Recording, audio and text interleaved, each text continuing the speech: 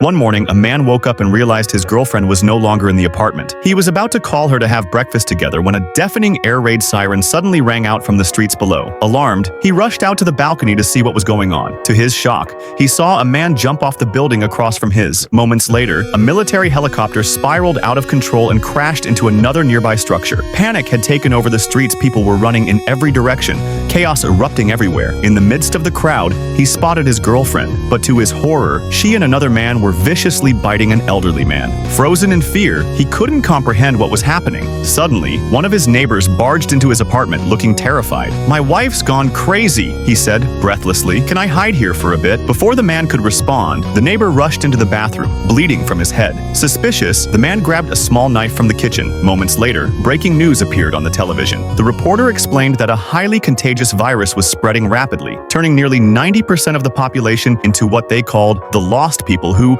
after biting someone, stripped them of their humanity and turned them into soulless, emotionless beings. The neighbor, who had claimed to have only a small injury, began to show alarming symptoms. His eyes filled with blood, and his face started to twist unnaturally. Without wasting a second, the man shoved him out of the apartment and locked the door. From behind the door, he could hear screams of terror. Looking outside, he saw a group of infected individuals devouring the same neighbor. Overcome with fear, he trembled, barely able to process the nightmare unfolding around him. Frantically, he tried to reach his parents, but no one picked up. Then he noticed a message from his father, sent an hour earlier. It said the virus had reached their area too, though they were still safe at that time. To protect himself, he pushed the refrigerator against the front door and covered the windows with cloth to keep anyone outside from looking in. He moved his bed to the living room so he could keep watch over the entrance during the night. At times, he heard footsteps outside, other times faint knocking, but he never opened the door. He couldn't tell if it was a survivor or one of the infected. One night, just as he was drifting off to sleep, a noise came from the bathroom. He crept over to investigate. Suddenly,